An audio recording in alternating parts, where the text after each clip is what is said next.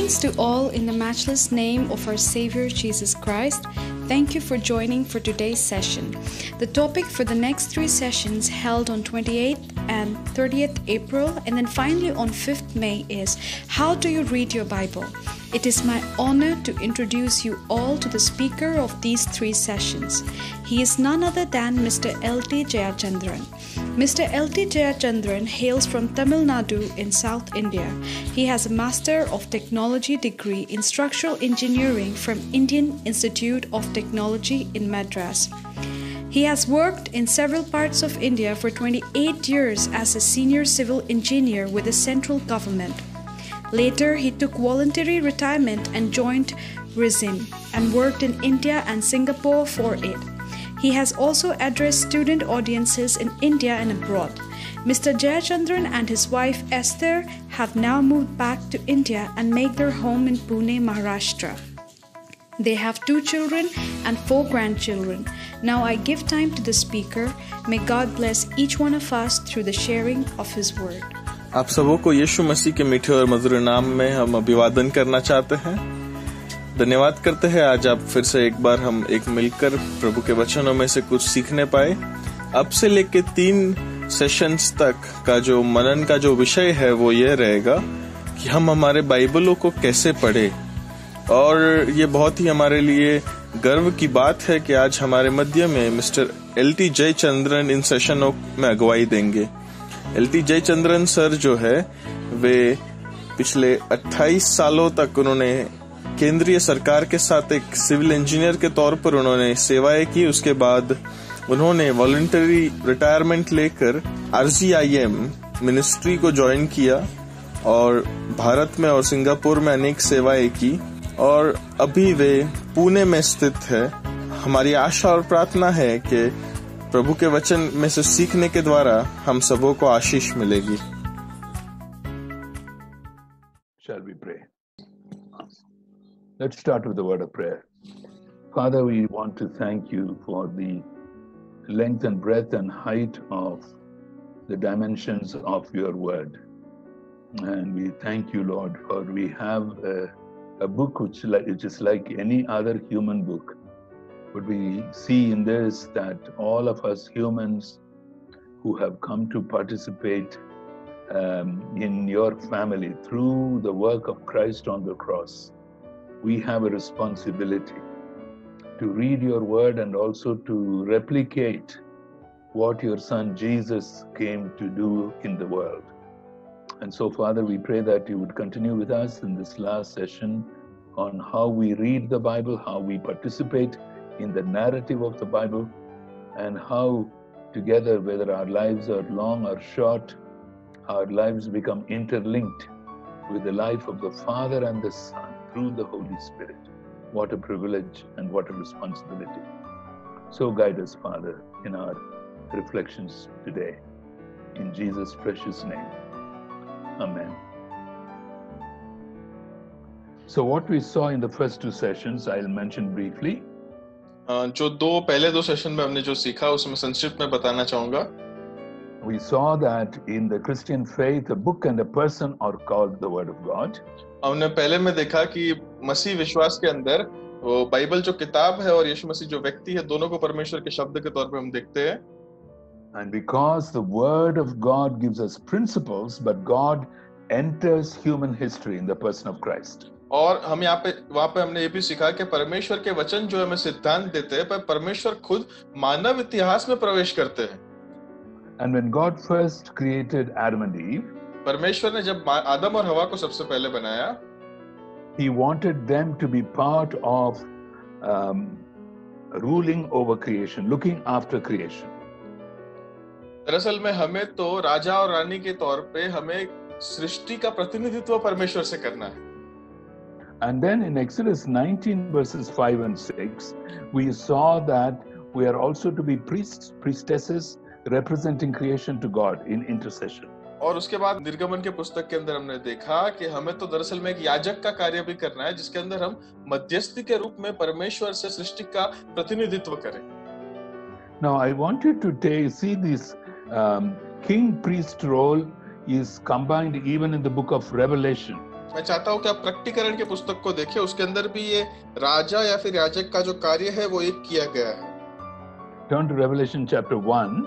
I am reading from the middle of verse 5 to the whole of verse 6. और प्रकटीकरण पहला अध्याय 5वें पद के दूसरे भाग से 6वें पद को हम पढ़ेंगे। To him who loves us and has freed us from our sins by his blood and has made us to be a kingdom and priests to serve his God and Father, to him be glory and power forever and ever. यहाँ पे इस प्रकार लिखा है कि वह हमसे प्रेम रखता है और उसने अपने लहू के द्वारा हमें पापों से छुड़ाया है और हमें एक राज्य और अपने पिता परमेश्वर के लिए याजक भी बनाया है। उसकी महिमा और पराक्रम युगायुग हो, आमीन। राजा और याजक, ना? Yes, राजा और याजक। Yeah. So what you are seeing, the purpose for our being saved is for us to be qualified to be kings, queens, priests, priestess. और इसीलिए यहाँ पर जो हमें बचाए जाने का जो हेतु है वो ये है ताकि हम राजा और रानी या फिर याजक बन पाए। Turn to Revelation 5. प्रकटीकरण उसका 5वें अध्याय को आप देखें। And the worship song in verses 9 and 10. 9वें पद को और 10वें पद को आप पढ़े। And they sang a new song saying, you are worthy to take the scroll and to open its seals, because you were slain, and with your blood you purchased for God persons from every tribe and language and people and nation. You have made them to be a kingdom and priests to serve our God, and they will reign on the earth. वे नया गीत गाने लगे, तू इस पुस्तक के लेने और इसके मोहरे खोलने के योग्य है, क्योंकि तूने वध होकर अपने लहू से हर एक कुल और भाषा और लोगों को जाति में से परमेश्वर के लिए लोगों को मोल लिया है और उन्हें हमारे परमेश्वर के लिए एक राजा और याजक बनाया और वे पृथ्वी पर राज्य करते हैं। Please remember, the purpose for our being saved is to be qualified to be kings, queens, priests, priestess.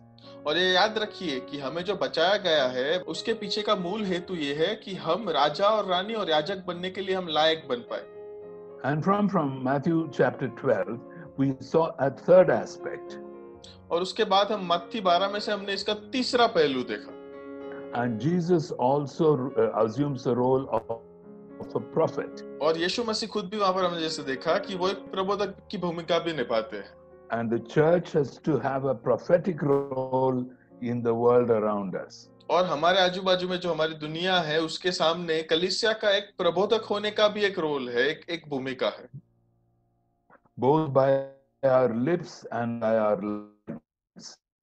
दोनों हमारे जुबानों की तरह से भी और हमारे जीवनों के तरह से। We live out the character of God. क्योंकि हम परमेश्वर के चारित्र को हमारे अंदर जीते हैं। We are witness to his truth and justice. हम उसके सत्य और उसके न्याय के साक्षी हैं। Now I want to look at another important aspect of our role.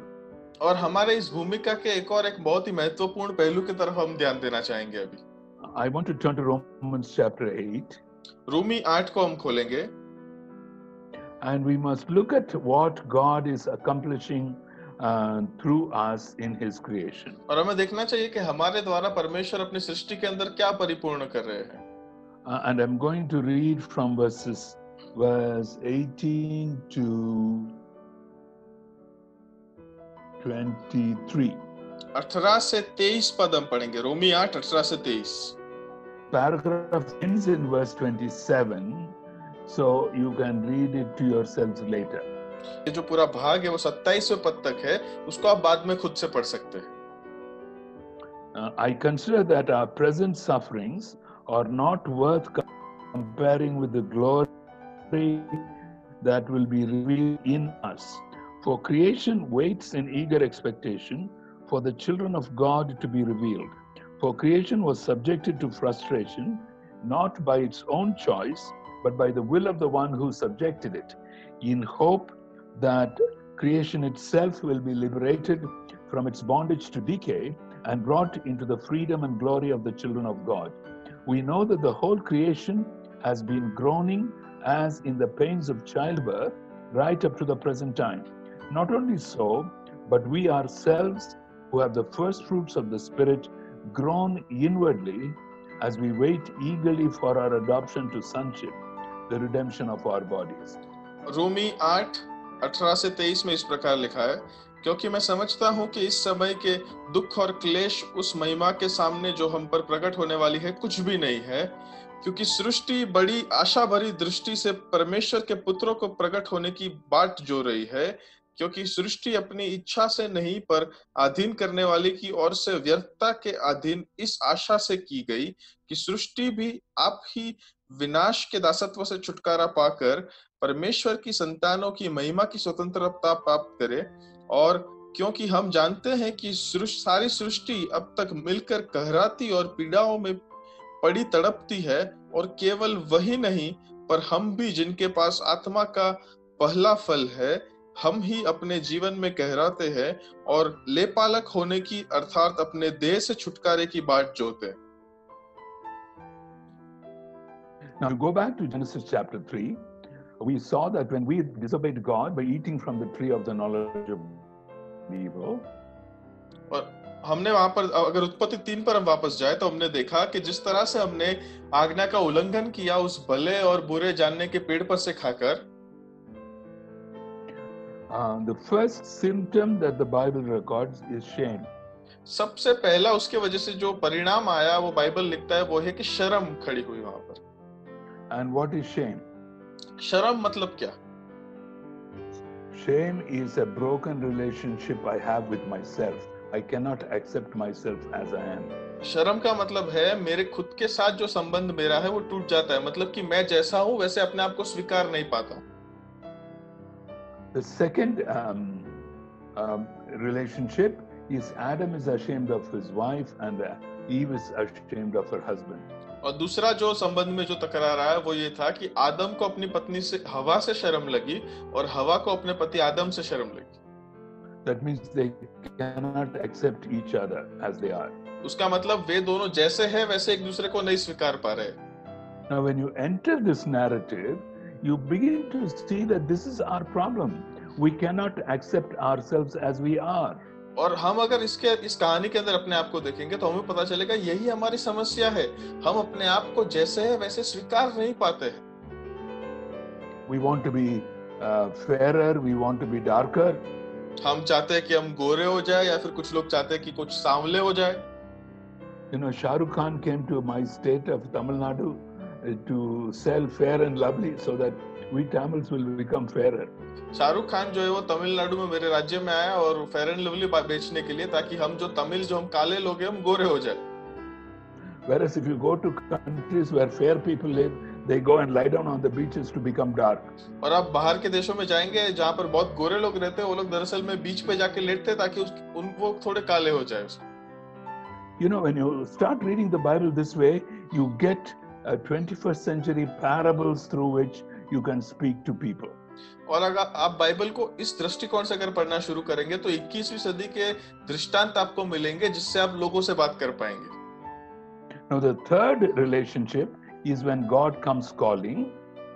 और तीसरे जो संबंध वहां पर तकरार दिखाई गई कि परमेश्वर जब बुलाते हुए आता है, Adam go and hide themselves. और वहां पर हम पाते हैं आदम और हवा अपने आप को जाके छुपा लेते हैं। And they experience guilt and fear. उन्हें शर्म आती है और उनको डर लगता है।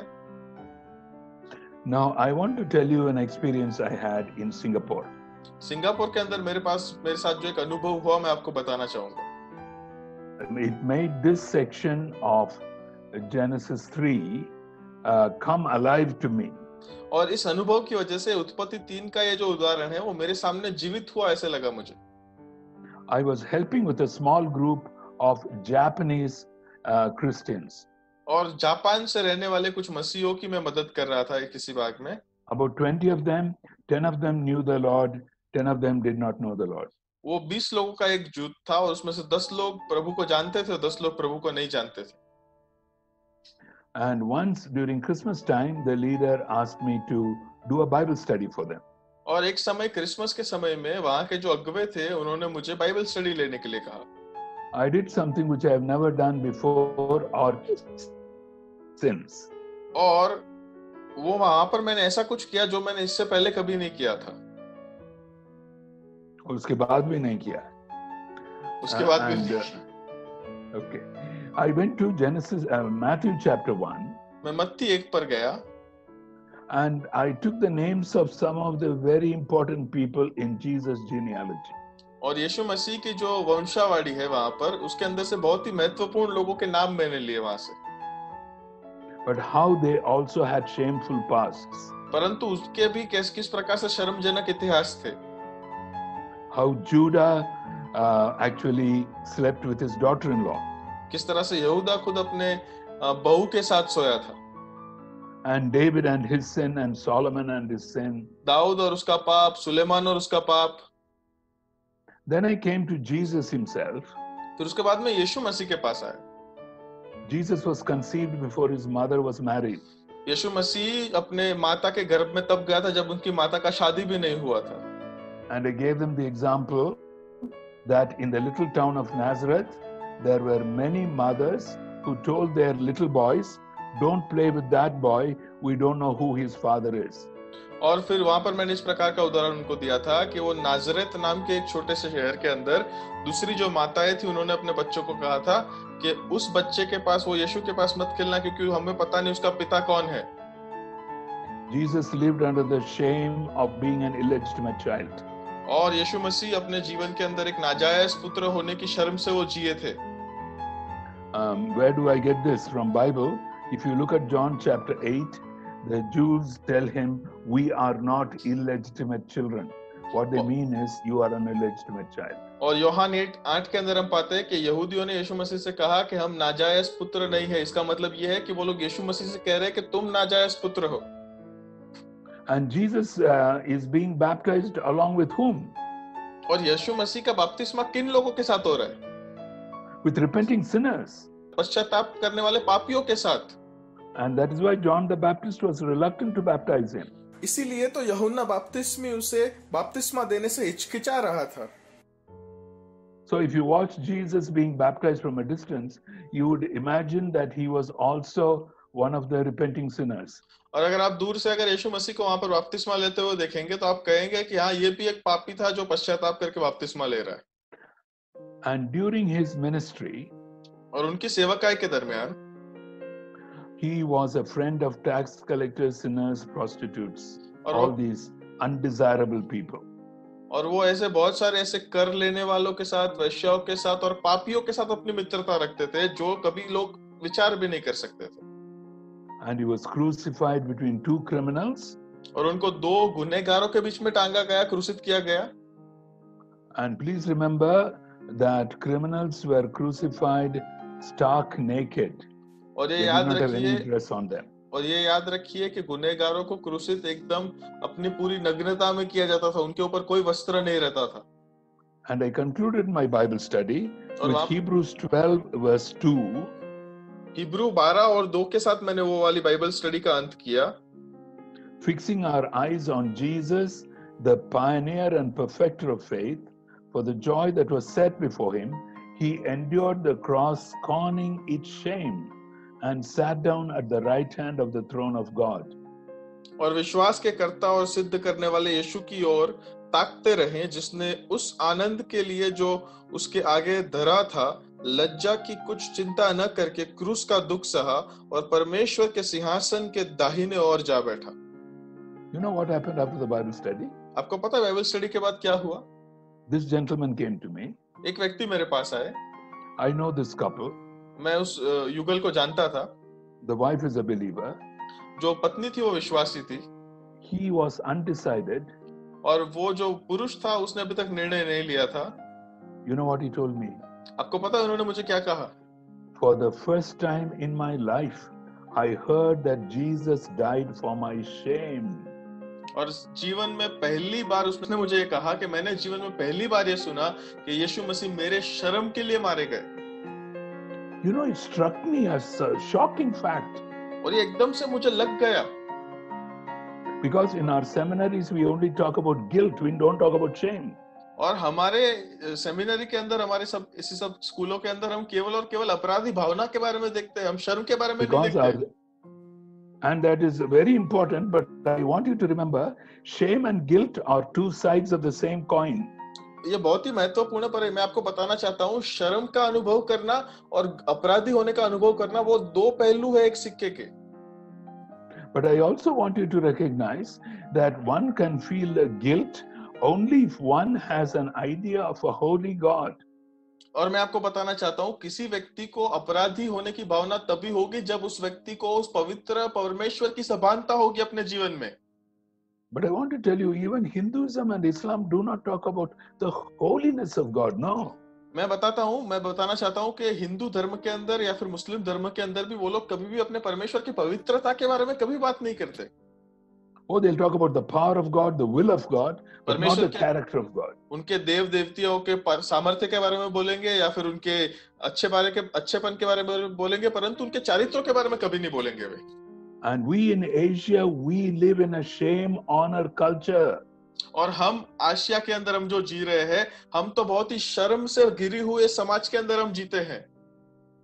A father will not hesitate killing his daughter if she falls in love with a boy from another caste.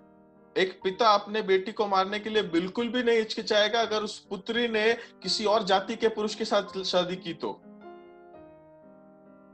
And how is it that we have forgotten to mention that God is a God who gives us freedom from shame? और हम कैसे भूल गए ये बताने के लिए कि हमारा परमेश्वर ऐसा परमेश्वर है जो हमें शर्म से मुक्त करता है. Because we did not read the Bible as a narrative. क्योंकि हमने बाइबल को एक योग्य कहानी के तौर पे नहीं पढ़ा. We read it as systems. हमने उसे बस एक व्यवस्था के तौर पे पढ़ा. Now in my country, people do not even have an idea of a holy God. How do I expect them to feel guilty? और मेरे देश के अंदर जहाँ पे लोगों को पवित्र ईश्वर की सभानता ही नहीं है, मैं कैसे ऐसे आशा रख लूं कि उनको उनके अपराधी भावना की उनके जीवन के अंदर आएगी. But every human being has gone through a sense of shame, a difficulty to accept oneself as they are. परंतु हर एक मानव जात, हर एक व्यक्ति जो है अपने जीवन में शर्म से गुजरा है. उसने अपने आप को न स्वीकारने वाली सी शर्म से उसने जीवन में अनुभव किया है. So those of you who are from this part of the world, please remember that when you are sharing Christ, please tell them He's the one. When you trust in Him, you will not be ashamed. He's the one who lifts up your head. अगर आप इस भाग पृथ्वी के इस भाग में है और अगर आप यीशु मसीह का सुसमाचार आप उनकी साक्षी अगर बांट रहे हो लोगों को, तो ये बताना कभी मत भूलिएगा कि वो आपके शर्म को दूर करता है, आपसे आपको शर्मिंदा होने से वो रोकता है, क्योंकि उन्होंने खुद वो शर्म अपने ऊपर उठा ली. And when they then draw nigh to the God of the Bible, और फिर उसके बाद जब वो बाइबल के परमेश्वर के निकट आए, they would also recognize their sinfulness. तब उनको उनके पापी स्वभाव के बारे में भी पता चलेगा. The journey to Christ need not begin with our understanding of sinfulness. पापी होने की सभानता से ही हमेशा मसीह जीवन की यात्रा शुरू नहीं होती है. For a person like C.S. Lewis, his journey to Christ started with the mind, with intellectual questions. और C.S. लुइस जैसे व्यक्ति के साथ अगर हम उनके जीवन को देखें तो उनकी जो मसीह की साथ की यात्रा थी वो उनके मानसिक, उनके सोच से शुरू हुई. So you must reach the people and the need which they feel in their cultures. और उनके हमें लोगों के साथ ऐसे पहुंचना है कि उनके जीवन में उनकी जो जरूरत है उसको देखकर. And it also helps us Christians to see what shame Jesus went through, which we do not think about very often. और हम मसीहियों को भी ये मदद करता है कि हम समझ पाए कि किस प्रकार की शर्म से यीशु मसीह खुद गुजरे, जो मसीही लोग ज्यादातर जिसके बारे में ज्यादा सोचते नहीं हैं. In fact, the Bible very often talks about our learning to accept ourselves. Bible काफी बार हमें इस बारे में सिखाती है कि हमें अपने आप को जैसे है वैसे स्वीकारने की जरूरत है. I want to turn to a psalm of David, Psalm 8. मैं चाहता हूँ कि हम भजन संहिता 8 को खोले, जो एक दाऊद के द्वारा लिखा गया गीत है. I'm reading verses 3 to 5. 3 से 5 पद को मैं पढ़ना चाहूंगा. I do not know how the Hindi translation is, मुझे पता because नहीं, the NIV which I am using also does not use the exact translation of the Hebrew, and I'll mention that when I come to it. मुझे पता नहीं हिंदी का भाषांतर कैसा है, पर क्योंकि मैं जो अंग्रेजी पढ़ रहा हूँ वो भी पूर्ण रीति से हिब्रू का भाषांतर नहीं है। जब वो शब्द आएगा मैं वहां पर बताऊंगा आपको। Psalm 8 verses 3 to 5. When I consider your heavens, the work of your fingers, the moon and the stars which you have set in place, what is mankind that you are mindful of them? Human beings that you care for them. You have made them a little lower than the angels. And the footnote says, Hebrew is Elohim, which should be God. You have made them a little lower than God and crowned them with glory and honor. और यहाँ पर इस प्रकार लिखा है, भजन संहिता 8:3-5, जब मैं आकाश को जो तेरे हाथों का कार्य है और चंद्रमा और तारागण जो तूने नियुक्त किए हैं देखता हूँ, तो फिर मनुष्य क्या है कि तू उसका स्मरण रखे और आदमी क्या है कि तू उसकी सुधि ले, क्योंकि तूने उसको परमेश्वर से थोड़ा ही कम बनाया है और महिमा और प्रताप के मुकुट को उसके सिर पर रखा है. So the Hindi translation is closer to the Hebrew.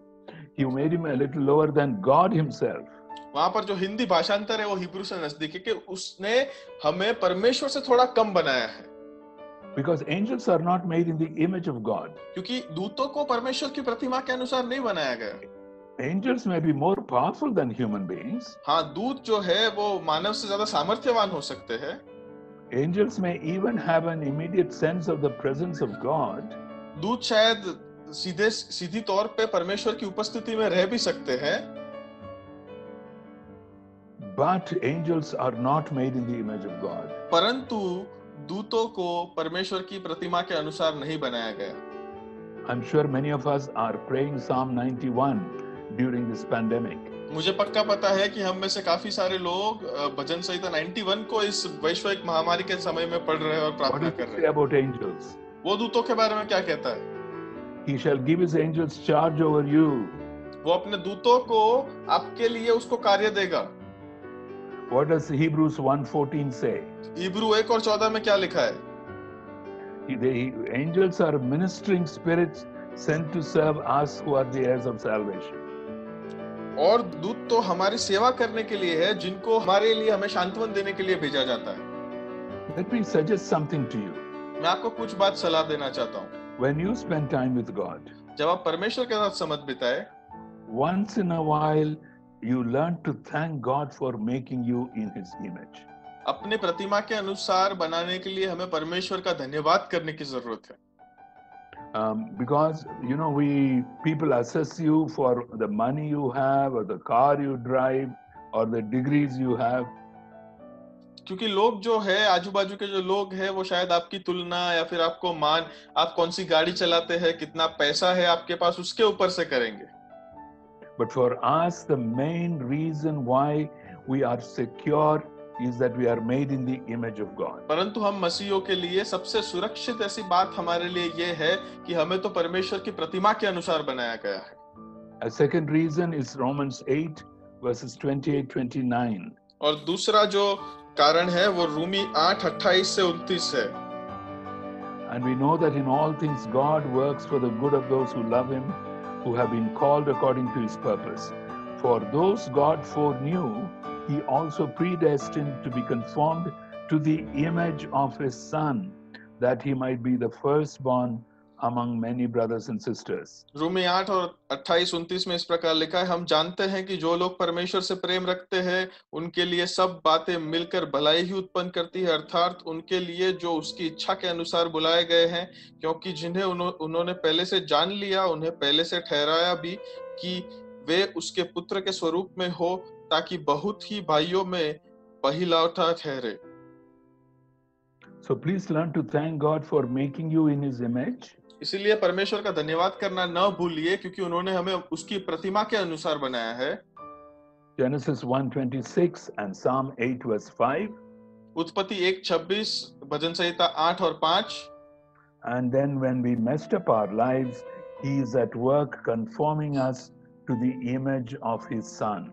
और जब हमने सब कुछ गलत कर दिया, सब उलझन में डाल दिया, तब भी वो कार्यरत है कि हमें फिर से अपने पुत्र की प्रतिमा के अनुसार हमें पुनः स्थापित करे.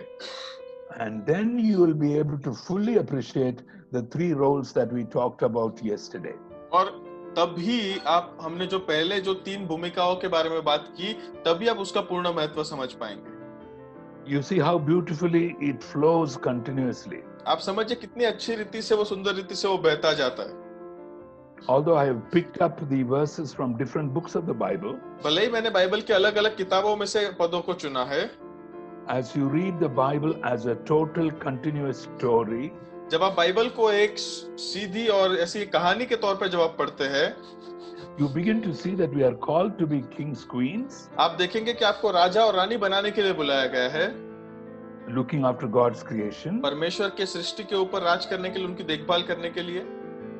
Even in Genesis chapter 4, even after we sinned, उत्पत्ति 4 में हमने पाप किया, उसके बाद भी you know, the Bible makes a reference to those who had musical instruments, stringed instruments and pipes, those who worked in bronze and iron.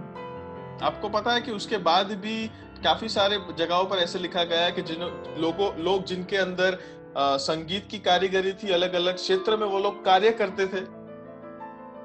That's why I said that all our advances in all walks of life is only because God gave us the delegated power, even to those who may not be followers of Christ. इसीलिए मैंने जिस प्रकार कहा कि हम किसी भी प्रकार में अगर हम किसी भी वस्तु के अंदर, किसी भी क्षेत्र के अंदर अगर प्रगति करते हैं, तो वो इसीलिए है क्योंकि परमेश्वर ने ये जिम्मेदारी हमें दी है, भले ही वो लोग उन लोगों के लिए भी जो लोग विश्वास में ना हो।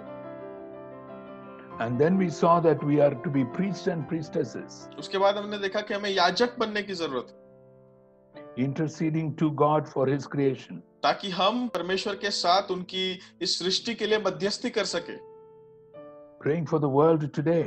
इस पूरे विश्व के लिए आज प्रार्थना करें। We are carrying on the job of intercession. और इसको करने के द्वारा हम ये मध्यस्थी का जो कार्य है इसको हम आगे बढ़ा रहे हैं। And thirdly, we are called to be prophets. और तीसरा हमें प्रबोधक बनने के लिए बुलाया गया है। And when Jeremiah says at the beginning of his book, "Oh, I am only a child, I cannot speak," God says, "I chose you from before the time you were conceived in your mother's womb." और फिर यिर्मयाह के शुरुआत की पुस्तक के शुरुआत के अंदर हम पाते हैं, वो कहता है कि मैं तो बच्चा हूँ, मुझे बोलना भी नहीं आता। तो परमेश्वर क्या कहते हैं कि मैंने तेरे माँ के कोख में तू आया, उसके पहले ही मैंने तुझे नियुक्त किया हुआ। And so you begin to see that your role of prophet, priest, king is because you are made in the image of God, you are being remade in the image of Christ. और इसीलिए यहाँ पर हमें समझने की बात है वो ये है कि हमारा ये जो भूमिकाएं है, एक राजा की, एक याजक की और एक प्रबोधक की, वो इसलिए है क्योंकि हमें परमेश्वर की प्रतिमा के अनुसार बनाया गया है और हमें फिर से एक बार उनके पुत्र के प्रतिमा के अनुसार बनाया जा रहा है। Now, before we proceed further, I want to refer to two passages of scripture which I did not read yesterday or the last time. मैं ऐसे दो ऐसे शास्त्र भागों को आगे बढ़ने से पहले पढ़ना चाहूंगा जो इससे पहले हमने नहीं पढ़े हैं। I told you how Satan was confused about the cross. मैंने कहा किस तरह से शैतान जो है वो क्रूस के बारे में बहुत ही उलझन में था। He did not know whether to send Jesus to the cross or to keep him from going to the cross. उसे नहीं पता था कि यीशु मसीह को क्रूस पर भेजना चाहिए या फिर भेजने से उसको रोकना चाहिए। 1 Corinthians chapter 2 verses 7 and 8. पहला कोरिन्थियों दूसरा अध्याय 7 से 8 पद को हम पढ़ेंगे। Now I told you that Satan was defeated on the cross. मैंने बताया था कि शैतान का परिचय उस क्रूस पर हुआ था, पराजय। God becomes king through the death of Christ on the cross. और परमेश्वर राजा जो है वो यीशु मसीह के क्रूस पर के मरण की वजह से बनते हैं। And finally through his resurrection. और उनके पुनरुत्थान के द्वारा। Now look at verses 7 and 8. 8वें और 7वें और 8वें पद को पढ़ेंगे। Now if you are familiar with these two chapters, Paul is talking about the wisdom of the philosophers, how the cross is foolishness to the Greeks, stumbling block to the Jews. Although the context is different, Paul is here in these two verses stating a much bigger picture. भले ही संदर्भ अलग है, परंतु पौलुस जो है इस दोनों आयतों के अंदर बहुत ही बड़ा चित्र हमारे सामने रख रहे हैं। No, we declare God's wisdom, a mystery that has been hidden and that God destined for our glory before time began, none of the rulers of this age understood it. For if they had, they would not have crucified the Lord of glory. और परंतु हम परमेश्वर का यह गुप्त ज्ञान वेद की रीति पर बताते हैं, जिसे परमेश्वर ने सनातन से हमारी महिमा के लिए ठहराया, जिसे इस संसार के हाकिमों में से किसी ने नहीं जाना, क्योंकि यदि वे जानते तो तेजोमय प्रभु को क्रूस पर न चढ़ाते। Who are the rulers of this age? इस प्रकार की इस समय के हाकिम कौन थे? It is not in the context of the chapters 1 and 2, no. ये पहले और दूसरे अध्याय के पूरे संदर्भ के अंदर नहीं है। Paul is actually speaking about demonic powers. पौलुस If जो they है had वो known that by crucifying Jesus, they were cutting the ground from under their own feet, they would not have crucified the Lord of glory. और यहाँ पर पौलुस जो है वो तो दरअसल में शैतानी सारी शक्तियों के बारे में बताता है, कि वो बताता है कि अगर उनको पता होता कि वो खुद अपने पांवों को काट रहे हैं, उनको अगर ये पता होता तो वो कभी नहीं काटते थे वो। I want to take you to another passage. मैं दूसरे एक शास्त्र पाठ की तरफ आपको लेके जाना चाहूंगा। Colossians 2, कोलोसी 2 verses 13 to 15. 13 से 15। Again, it is more than the immediate context. फिर से एक बार यहाँ पर जो संदर्भ में लिखा गया है उससे बड़ा सा चित्र है, उसके सामने बड़ा सा चित्र हमारे सामने पौलुस रखता है। When you were dead in your sins and in the uncircumcision of your flesh, God made you alive with Christ. He forgave us all our sins, having cancelled the charge of our legal indebtedness, which stood against us and condemned us. He has taken it away, nailing it to the cross, and having disarmed the powers and authorities, he made a public spectacle of them, triumphing over them by the cross. उसने तुम्हें भी, जो अपने अपराधों और शरीर की खतना रहित दशा में मुर्दा थे, उसके साथ जिलाया और हमारे सब अपराधों को क्षमा किया, और विधियों का वह लेख जो हमारे नाम पर और हमारे विरोध में मिटा डाला, और उसे क्रूस पर कीलों से जड़ाकर सामने से हटा दिया, और उसने प्रधानताओं और अधिकारों को ऊपर से उतारकर उनका खुल्लम खुल्ला तमाशा बनाया, और क्रूस के द्वारा उन पर जय जयकार की ध्वनि सुनाई। So when Jesus cried out, "It is finished," from the cross, मतलब कि यीशु मसीह ने जब क्रूस पर से ये चिल्लाया कि संपूर्ण हुआ, he was not only saying that his work of atonement for us was finished, तो वो केवल इतना नहीं कह रहे थे कि हमारे लिए जो उनका पश्चाताप का कार्य था वो वहां पर खत्म हुआ, and all relating to our salvation, हमारे उद्धार के संबंधित सारी चीजें वहां पर खत्म हुई, but also the work of defeating Satan was finished. और उसके साथ साथ शैतान को पराजय देने का कार्य भी वहां पर खत्म हुआ था। So he becomes the king of the Jews. और वो वहां पर यहूदियों का राजा बनता है, And so through Jesus, God becomes king. और यीशु मसीह के द्वारा परमेश्वर राजा बनता है। Now we will go to the same passage which we read yesterday, Romans chapter 8. फिर से हम रोमियो की पत्री 8वें अध्याय को पढ़ेंगे।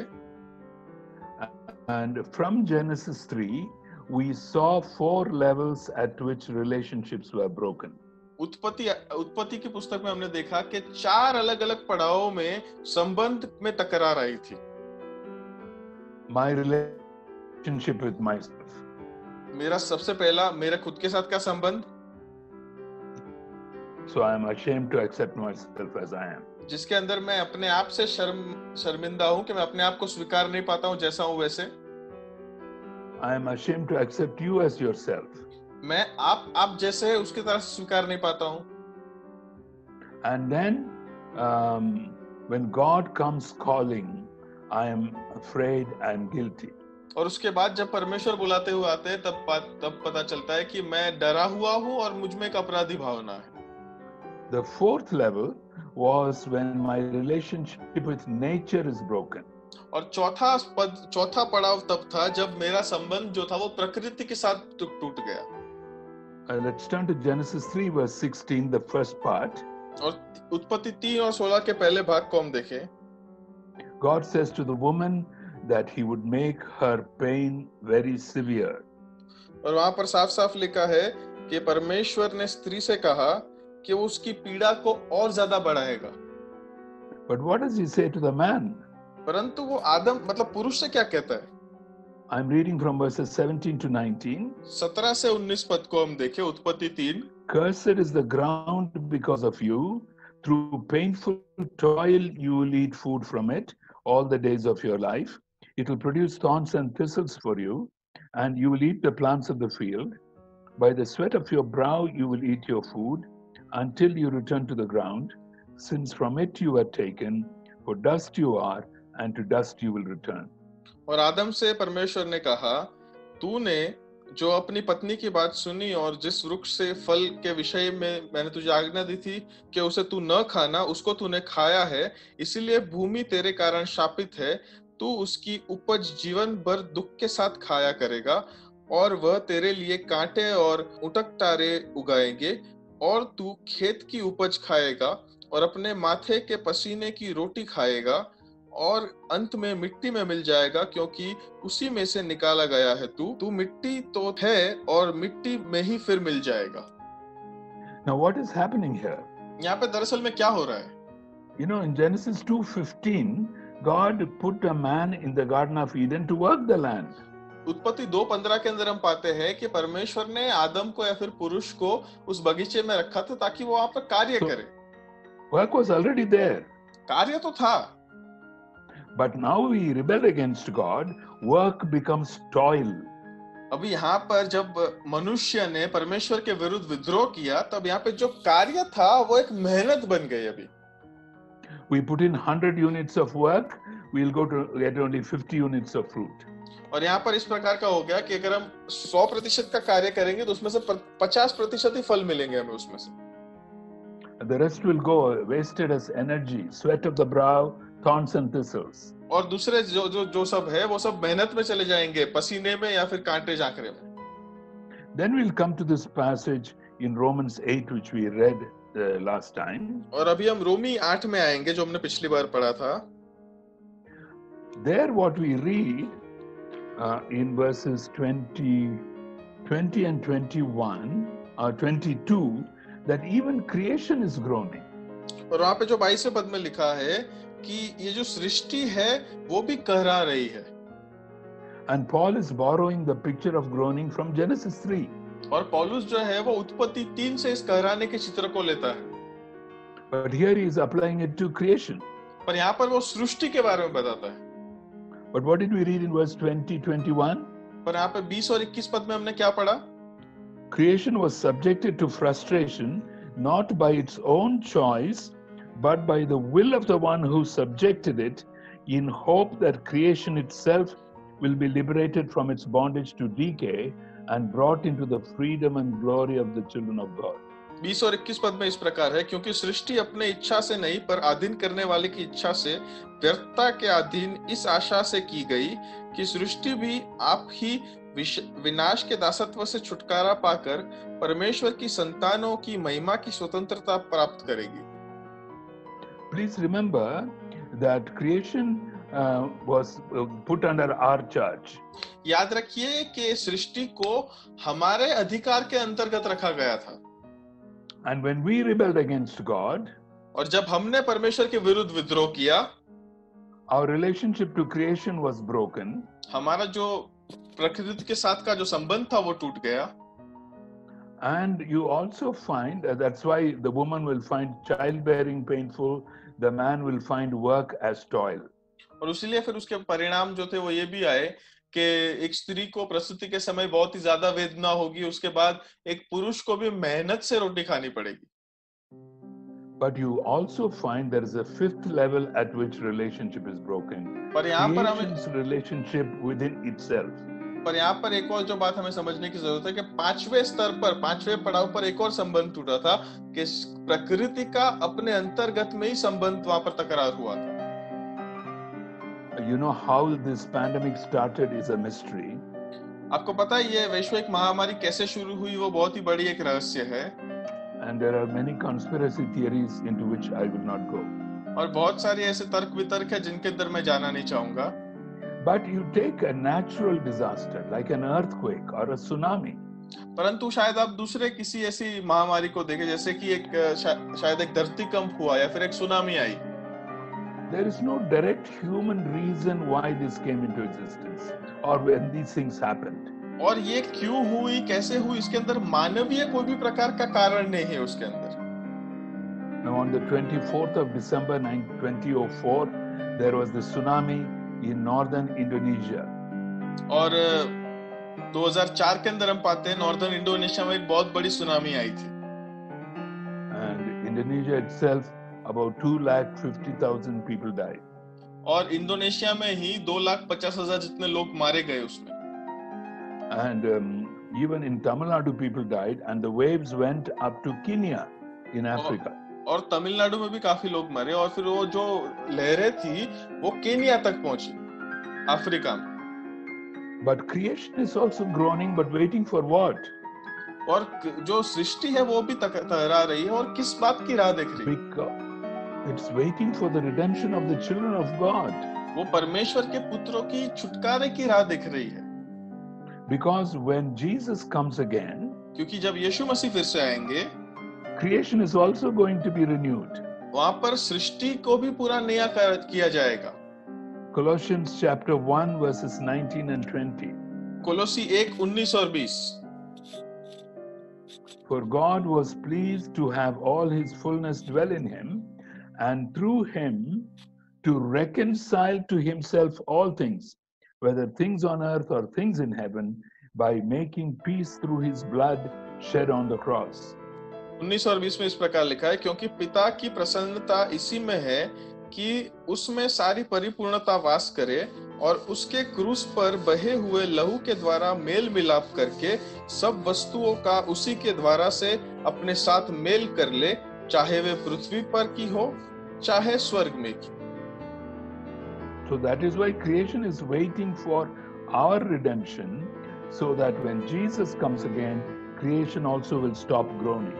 इसीलिए सृष्टि जो है वो हमारे छुटकारे की राह देखती है, इस क्योंकि यीशु मसीह जब वापस आएंगे तब सृष्टि को भी नया किया जाएगा। That takes us to Romans 8 verse 23.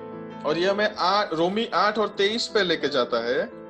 Not only so, but we ourselves who have the first fruits of the Spirit groan inwardly as we wait eagerly for our adoption to sonship, the redemption of our bodies.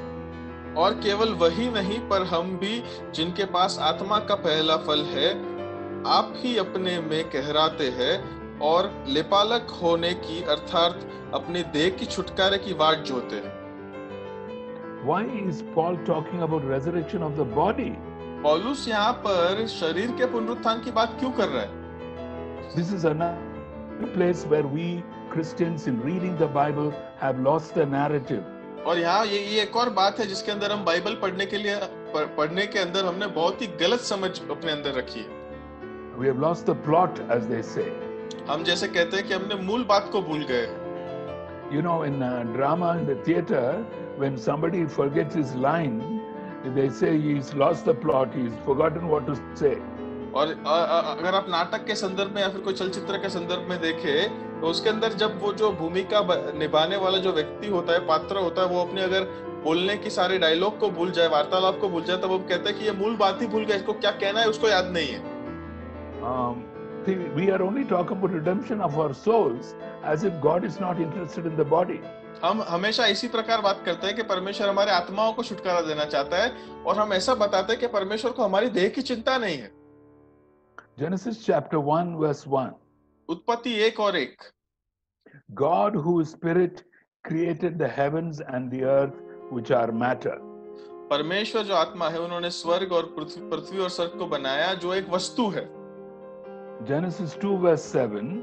God forms a man from the dust of the ground matter and breathed into him his breath, and the first human being came into existence. और उत्पत्ति 2 और 7 में लिखा है कि परमेश्वर ने मिट्टी को उठाकर उसमें से एक मनुष्य बनाया, मिट्टी जो एक वस्तु है, और उसके अंदर अपना श्वास फूंका, और उसके बाद वहां पर वो आदम और पुरुष वहां पर खड़ा हुआ। So humans are the only creatures who are a combination of both spirit and matter. इसीलिए मानव एक अकेला प्राणी है जो वस्तु और आत्मा दोनों का एक मिश्रण है। And when Jesus came into the world, he took this body. He is a combination of spirit and matter. और जब यीशु मसीह इस पृथ्वी पर देह धारण करके आए, उन्होंने भी एक देह को लिया, एक शरीर को लिया। वे भी इस प्रकार के वस्तु और आत्मा के मिश्रण थे। And therefore, God is going to raise the bodies. इसीलिए परमेश्वर शरीरों का पुनरुत्थान करने वाले हैं। So we are going to do some detective work now. अभी हम कुछ जासूसी कार्य करने वाले हैं। It is in English TV. There is a serial called CSI, which is not Church of South India. It is Crime Scene Investigation. और यहाँ पर इंग्लिश एक सीरीज के अंदर CSI, मतलब ये कलीसिया का नाम नहीं है, परंतु एक सीरीज का नाम है जो चलता है। It is about detectives. ये जासूसों के बारे में है। We'll contrast two resurrections. हम दो पुनरुत्थानों को सामने रखकर हम बात करेंगे। The resurrection of Lazarus with the resurrection of Jesus. Lazarus का पुनरुत्थान और यीशु मसीह का पुनरुत्थान। Now in John chapter 11 we read about Lazarus' resurrection. और यूहन्ना रचित सुसमाचार 11 में लाजरस के पुनरुत्थान के बारे में लिखा है। It looks as if Jesus deliberately delays his coming to Bethany. ऐसा वहां पर दिखाया गया है कि यीशु मसीह जानबूझकर बेथानी में देर से पहुंचे। By the time Jesus comes to the grave, Lazarus has been dead and buried for 4 days. और जब यीशु मसीह उस कब्र पे आते हैं तो पता चलता है कि लाजरस को 4 दिन हो गए कि कब्र में रखा गया है। Jesus identifies with the sisters, he weeps. और यीशु मसीह उन बहनों के साथ भी जाते हैं, उनकी लाजरस की बहनों के साथ उनके साथ रुदन भी करते हैं। And then he asks the stone to be removed. और फिर वो कहते हैं कि वहां से पत्थर को हटा लो। Now detectives must note that first point. जासूसों को ये पहला मुद्दा लिखने की जरूरत है। Now inside the Jews buried their dead in this particular way. और कब्रों के अंदर यहूदी अपने लोगों को इस प्रकार दफन करते थे। Normally they were these well-to-do Jews. I think Mary, Martha and Lazarus came from a rich family like Joseph of Arimathea and Nicodemus who buried Jesus. और अगर हम देखें तो यहूदी लोगों में भी ये मार्था, मरियम और लाजरस जो थे वो शायद धनिक कुटुंब में से आते, जिस तरह से अरिमथाई का यूसुफ या फिर निकोदेमस जो यीशु मसीह का दफन क्रिया भी करते हैं। They had their own grave. उनके पास खुद की कब्र होती है। And they wrapped the head tightly in a scarf, head of the dead person. और उस व्यक्ति का जो सर था उसको एक बहुत ही अच्छी रीति से उसको एक कपड़े में लपेटा गया था। And from the neck down to the tip of the toes, they tied the body in strips of linen. और फिर गले से लेकर पांव तक उसे एफोद के वस्त्र से उसके शरीर को लिपटा गया था। And they would do this with some 35 kilograms of spices. और कुछ 35 किलोग्राम जितने मसालों के साथ इसको करते थे वे। And lay the body horizontally inside the grave. और उस शरीर को ऐसे आड़ा उस कब्र के अंदर रखा जाता था। But the head they will keep on a stone. परंतु उनका सर जो था वो एक पत्थर के ऊपर ऐसे रखते थे। And so you go into a Jewish grave, you see the head, the neck and the body. और उसके बाद वहां पर आप यहूदी कब्र में जाएंगे तो पता चलेगा कि वहां पर 3 भाग होंगे, एक सर होगा, फिर गला होगा और फिर पूरा शरीर होगा। Now, when Jesus thanks the Father and calls Lazarus out, और फिर जब यीशु मसीह पिता परमेश्वर का धन्यवाद देके लाजरस को बाहर बुलाते हैं। Lazarus, I don't know how he even came to the front of the tomb. मुझे ये भी नहीं पता कि लाजरस वो कब्र तक बाहर कैसे आया। And what does Jesus say to the people who are standing around? और यीशु मसीह फिर आजू-बाजू में खड़े हुए लोगों को क्या कहते हैं? Loose him and let him go. उसे छोड़ दो, उसको जाने दो। So that is the second piece of evidence, the clothes. वो दूसरा ऐसा सबूत है, मतलब वो कपड़े। Let's come now to Jesus' resurrection. आइए हम यीशु मसीह के पुनरुत्थान की तरफ आए। Who moved the stone from the mouth of Jesus' grave? यीशु मसीह के कब्र के मुख पर से उस पत्थर को किसने हटाया? In Matthew 28 we read that an angel came and moved the stone away. मत्ती 28 में लिखा है कि एक दूत ने आकर उस कब्र पे से पत्थर को हटाया। He sat on the stone and the soldiers were almost dead. और वहां पर वो पत्थर पे जाके बैठा और वहां पर लिखा है जैसे कि सैनिक तो अधमूए हो चुके थे.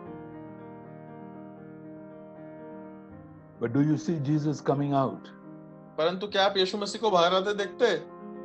What does the angel say to the women? दूतों ने उन महिलाओं से क्या कहा? The angel says to the women, he is not here, he has risen. दूतों ने महिलाओं से कहा वो तो यहाँ पर नहीं है, उनका तो पुनरुत्थान हो चुका है. So the stone was rolled away not to let Jesus out but to let us in. मतलब कि वो पत्थर को वहां से हटाया गया था यीशु मसीह को वहां से बाहर जाने के लिए नहीं, परंतु दूसरे लोग अंदर जाके देख सके इसके लिए. Now I'm going to read to you from John chapter 20 verses 3 to 8. यूहन्ना 20 3 से 8 हम पढ़ेंगे. And two disciples go there. दो शिष्य वहां पर जाते हैं. Verse 3, so Peter and the other disciple, that is John himself, started for the tomb. Both were running, but the other disciple outran Peter and reached the tomb first. He bent over and looked in at the strips of linen lying there, but did not go in. Then Simon Peter came along behind him and went straight into the tomb. He saw the strips of linen lying there, as well as the cloth that had been wrapped around Jesus' head. The cloth was still lying in its place, separate from the linen. Finally, the other disciple who had reached the tomb first also went inside. He saw and believed. तब पतरस और वह दूसरा चेला निकलकर कब्र की ओर चले गए. दूसरा चेला मतलब यूहन्ना खुद. वे दोनों साथ साथ दौड़ रहे थे, परंतु दूसरा चेला पतरस से आगे बढ़कर कब्र पर पहले पहुंचा और झुककर कपड़े पड़े देखे तो भी भीतर न गया. तब शिमोन पतरस उसके पीछे पीछे पहुंचा और कब्र के भीतर गया और कपड़े पड़े देखे, और वह अंगोछा जो उसके सर से बंधा हुआ था कपड़ों के साथ पड़ा हुआ नहीं, परंतु अलग एक जगह लपेट कर रखा हुआ था. तब दूसरा चेला भी कब्र पर पहले पहुंचा, जो कब्र पर पहले पहुंचा था, भीतर गया और देखकर विश्वास किया. Now, what did John see and believe? अभी यूहन्ना ने यहाँ पर क्या देखकर विश्वास किया? You know, this is very important. We don't think very much about this. ये बहुत ही महत्वपूर्ण है, परंतु हम इस पर ज्यादा विचार नहीं करते. The grave clothes were still inside the tomb. वो कब्र के जो कपड़े थे वो अभी तक कब्र के अंदर ही थे. So we should not call the tomb of Jesus the empty tomb. इसलिए हमें यीशु मसीह के कब्र को हमें खाली कब्र नहीं कहना चाहिए. Because it was totally empty. If you are a good detective, your conclusion would be that the body had been stolen. अगर वहां पर वो एकदम पूर्ण रीति से अगर खाली हो जाती थी, तो अगर आप जासूस होते थे तो आप इस प्रकार का परिणाम लोगों को बताते थे कि शरीर को चुरा के लेके गया है. But the clothes were there. परंतु वहां पर कपड़े तो थे. But as you heard us read, did you understand the position of the clothes? परंतु हमने जब पढ़ा तब अपने क्या वहां पर कपड़ों की स्थिति को वहां पर देखा. The clothes were lying in the same position as the body was. और कपड़े जो थे वो तो शरीर था उसी प्रकार से उसी रीति से वहां पर रखे हुए थे. Lying undisturbed. बिल्कुल भी हिलाए नहीं गए थे उसको. And the cloth around his head was rolled up on a stone. और उसके शरीर, उसके मुंह के ऊपर जो कपड़ा था उसको लपेट कर रखा हुआ था. So if you went into Jesus' grave, it will be almost like a horror movie. अगर आप यीशु मसीह की कब्र में गए तो शायद एक भूतिया कहानी जैसे लगेगा. You will find the cloth around his head on a stone, and the rest of the clothes collapsed around his body because of the weight of the spices. और वहां पर आप देखेंगे कि उनके शरीर का जो सर के ऊपर का जो कपड़ा था वो ऐसे ही लपेट कर पत्थर पर रखा हुआ था, और उनके आजू बाजू के जो शरीर के आजू बाजू के जो कपड़े थे वो भी मसालों के द्वारा, उसके वजन के द्वारा वो दबे हुए वहां पर दिखेंगे आपको. And so what had happened? दरअसल में हुआ क्या? Jesus' body had gone through the clothes. यीशु मसीह का शरीर उन कपड़ों से निकला, gone through the stone at the mouth of the grave. और सीधा उस कब्र के मुख पर से come through the walls of the upper room where the disciples were hiding. और वहां पर जो चेले जो ऊपर उपली मेड़ी के अंदर छुप के बैठे हुए थे उसके अंदर सीधा आया and appeared to the disciples. और एकदम से चेलों के सामने वो आ गया. Now, there is only one explanation, which is a scientific explanation.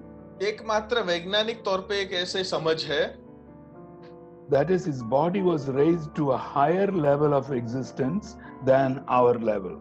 इसका मतलब है कि उनकी शरीर का जब पुनरुत्थान हुआ वो तो एक उच्च कक्षा में हुआ हमारे शरीरों से. We are in a three-dimensional space, length, breadth, height. हम तीन पहलू के ऐसी एक जगह में है, मतलब हमारी ऊंचाई, चौड़ाई और हमारी लंबाई है. And therefore, if I go towards a wall, that wall will obstruct me. इसीलिए मैं उस दीवार तक अगर वो जाऊंगा तो दीवार मुझसे टकरा जाएगी. I cannot go through the wall. मैं दीवार के आर पार नहीं हो सकता. But if I belong to a higher dimension, परंतु अगर मैं एक उच्च ज्यादा पहलू वाली कक्षा में अगर हूँ, I can go through the wall. मैं दीवार के आर पार जा सकता हूँ. That can be mathematically proved, but you cannot physically construct a higher dimensioned house. ये गणित के रूप से हम उसको साबित कर सकते हैं, परंतु दरअसल में शारीरिक रूप से हम इसको बना नहीं सकते. So first of all, don't call the tomb of Jesus the empty tomb. इसलिए सबसे पहले यीशु मसीह की कब्र को खाली कब्र न कहिए. Secondly, do not say Jesus came back to life. और दूसरा ये मत कहे कि यीशु मसीह फिर से जीवन में आ गए. Lazarus came back to this life and he would have died again. और लाजरस फिर से जीवन में आया और फिर से वो मर भी गया होगा दूसरी बार. But Jesus went forward to a new level of life where there is no death. परंतु यीशु मसीह एक ऐसे जीवन के ऐसी कक्षा में ऐसे स्तर पे पहुंचे जिसके बाद आगे कोई मरण नहीं. Now when Paul is now coming back to Romans 8, when Paul is saying I am groaning, जब पौलुस रोमी 8 के अंदर कहता है कि मैं करा रहा हूँ, he could be groaning because of the many sufferings he has gone through उसके for the जीवन में sake जो of the gospel. उसके जीवन में सुसमाचार के कारण उसने जो अनेक दुख उठाए इसके लिए शायद वो करा रहा होगा. He can also be suffering because of what he calls a thorn in the flesh. What it was, we don't know. उसके देह में जो कांटा था उसके लिए भी शायद वो करा रहा हो. वो कांटा क्या था हमें नहीं पता. We could even say that because he still had this present body like all of us, we are tempted to sin because our fallen nature works through our bodies.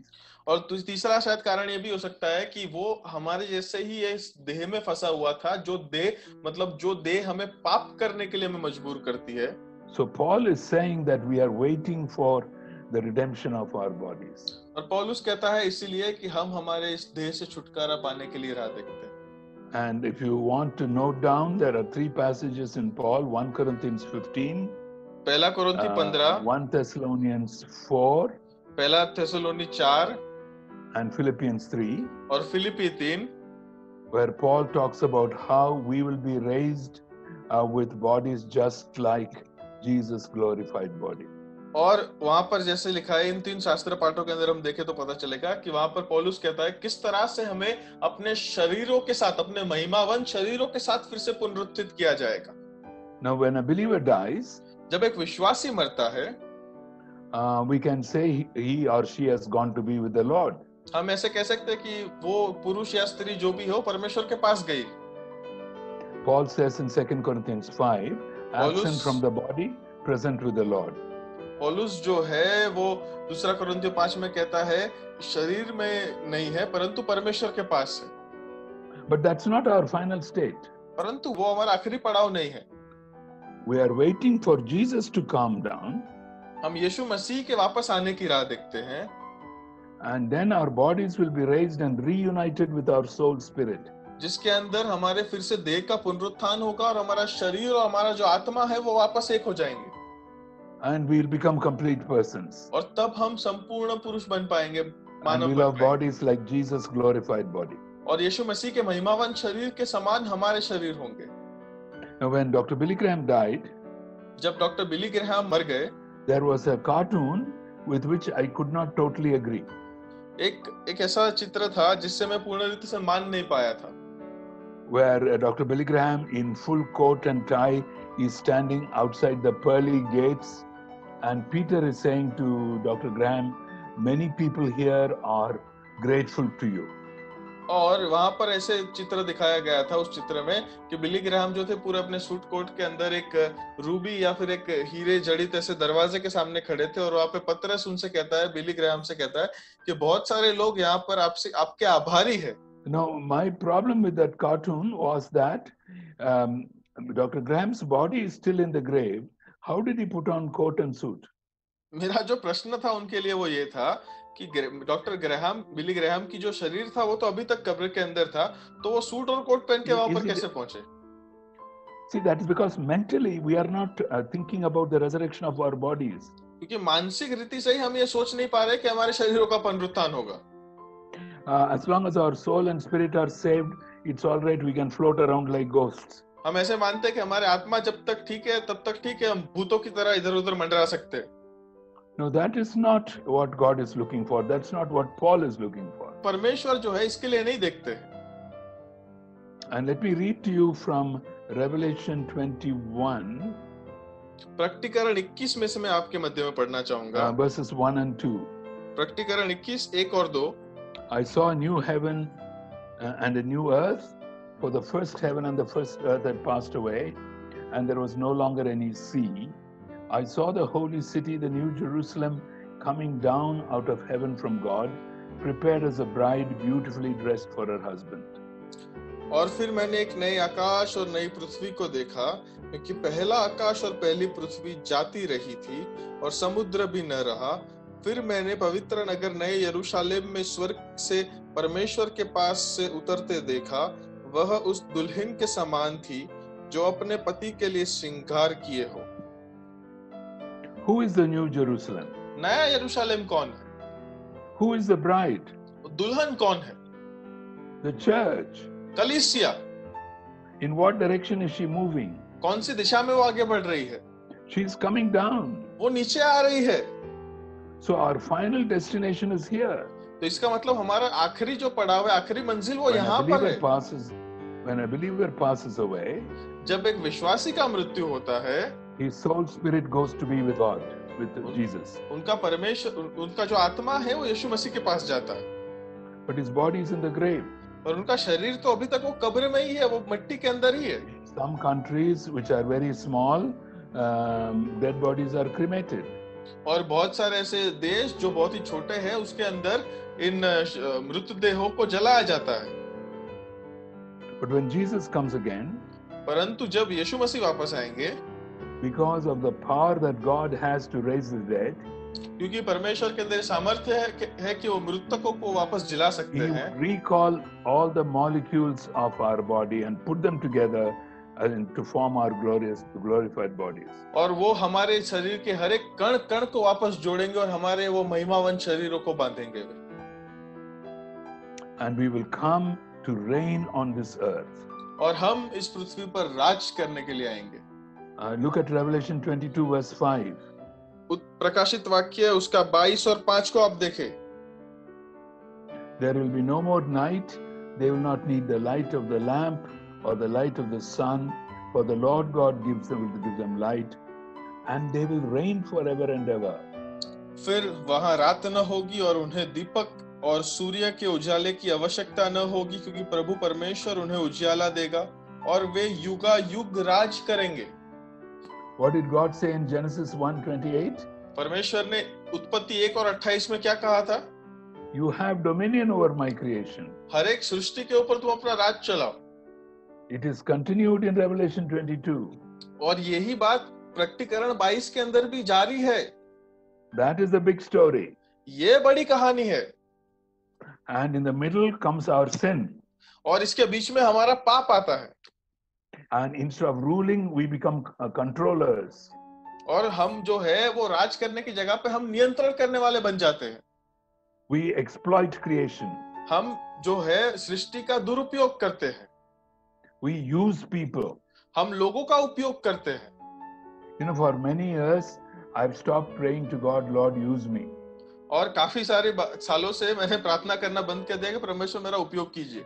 Because when I was a young person, somebody told me, and one Christian leader told me, क्योंकि मैं जब युवान था तब एक मसीह अगुवे ने मुझे इस प्रकार कहा था, Jesus taught us to love people and use things we love things and use people. यीशु मसीह ने हमें लोगों से प्रेम करके चीजों का उपयोग करने के लिए कहा था, परंतु हम लोगों का उपयोग करके चीजों से प्रेम करते हैं।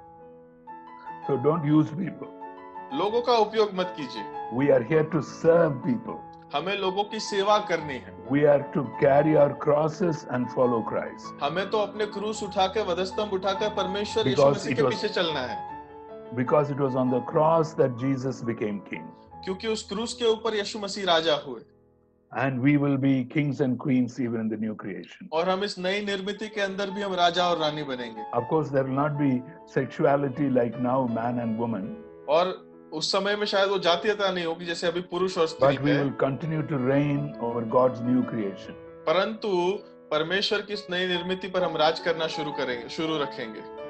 And therefore, when Jesus announced the good news, what did he say? इसीलिए जब यीशु मसीह ने जब सुसमाचार जब सबको सुनाया, तब उन्होंने क्या कहा? The kingdom of God is near. परमेश्वर का राज्य निकट है। And how did he teach us to pray? और किस तरह से हमें उन्होंने प्रार्थना करना सिखाया? Your kingdom come, your will be done on earth as it is in heaven. आपका राज्य आए और आपकी इच्छा पूरी हो, स्वर्ग में जैसे होती है वैसे पृथ्वी पर भी हो। Who is the answer to that prayer? उस प्रार्थना का जवाब कौन है? We are the answer. हम जवाब है। It is through us that God's kingdom will come upon this earth. हमारे द्वारा प्रभु का राज्य इस पृथ्वी पर आएगा। Right now, अभी, in spite of the fact that we may not be too many in number, भले ही हम लोग संख्या में बहुत ज्यादा ना हो, we may be ordinary people, हम साधारण लोग हो, but we are part of God's big story. परंतु हम परमेश्वर की इस महान कहानी के भाग है। Now let me close this series with a verse from 2 Corinthians chapter 3. दूसरा कोरिन्थियों उसका तीसरे अध्याय के एक पद से मैं इस सीरीज का अंत करना चाहूंगा। When we begin to read the Bible in this way, जब हम बाइबल को इस तरह से पढ़ना शुरू करेंगे, what does Paul say at the close of this chapter 3 of 2 Corinthians? दूसरा कोरिन्थी 3 के आखिरी भाग में पौलुस क्या कहता है? Verse 17-18. Now the Lord is the Spirit, and where the Spirit of the Lord is, there is freedom, and we all with unveiled faces contemplate the Lord's glory.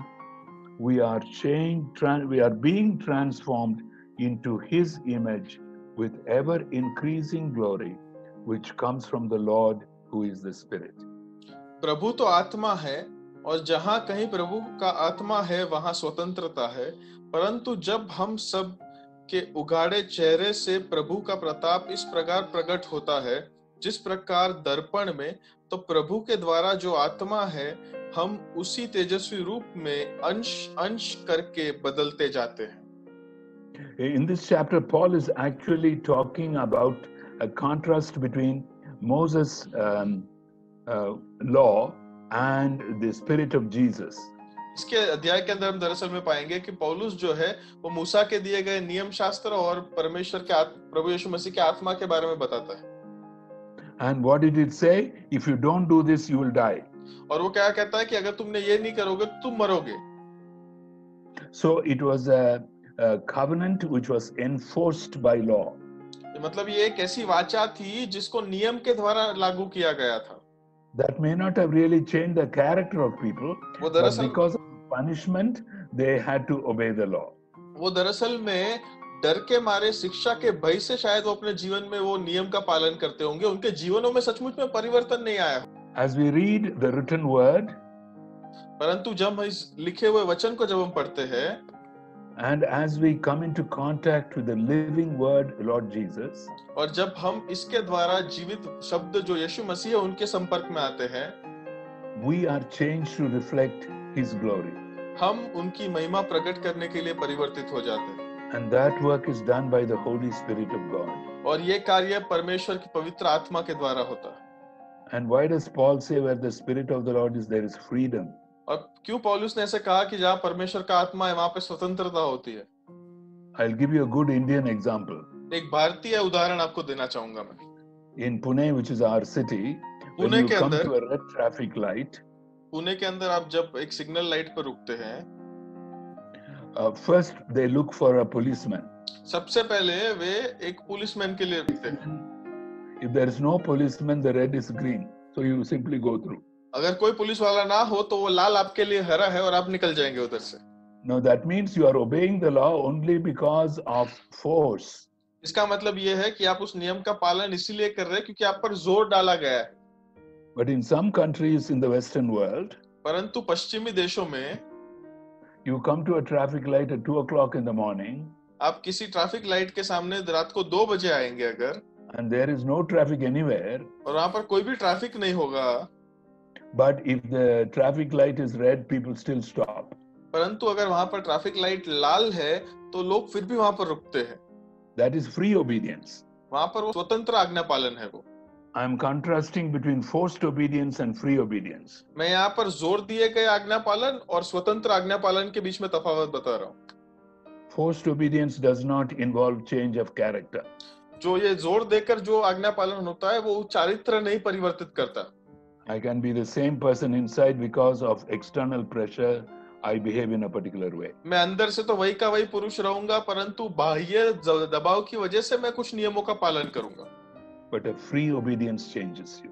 परंतु स्वतंत्र आज्ञा पालन आपके जीवन में परिवर्तन लाता है। So may you be helped by the Lord to read the Bible like a narrative. तो प्रभु आपको सहायता करे कि आप इस बाइबल को एक कहानी के तौर पे आप एक अच्छे से पढ़ पाए। Begin to see your roles as prophet, priest, king. अपने जीवनों के अंदर अपने जो भूमिकाएं हैं उनको भी आप एक प्रकार के याजक, एक राजा और एक प्रबोधक के तौर पे देखें। Begin to enjoy and experience the defeat of Satan by Jesus on the cross. यीशु मसीह के द्वारा क्रूस पर जो शैतान को पराजय दिया गया है, मेरी प्रार्थना है कि आप उसे समझ पाए, उसे आप मना पाए। Be fired by the hope of the physical resurrection of our bodies. आप अपने जीवन के देह के पुनरुत्थान के सामर्थ्य से आप अपने जीवन के अंदर आप प्रोत्साहित हो पाए। And meanwhile be transformed in our character by the Holy Spirit of God. और इस यात्रा के अंदर अपने जीवन के अंदर आपके अंदर पवित्र आत्मा के द्वारा परिवर्तन आने पाए। As we look at the living word through the written word. जब हम जीवित शब्दों को इस लिखित शब्दों के द्वारा देखेंगे। God bless you. परमेश्वर आप सबों को आशीष दे। Father, we thank you for these 3 sessions where we try to understand a little bit of your amazing word. We thank you for your Son, the living word, and your Spirit through whom the living word was conceived in the womb of Mary.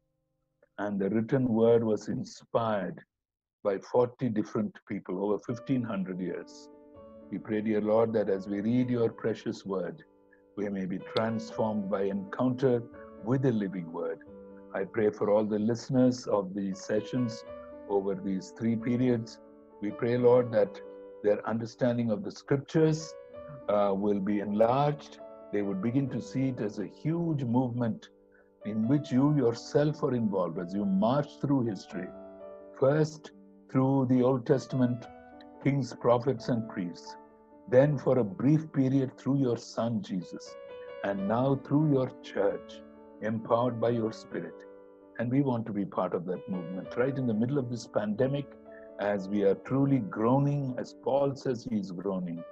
We are also, Lord, waiting for the redemption, the resurrection of our bodies, and the coming of your Son, Jesus, in whose precious name we offer this prayer.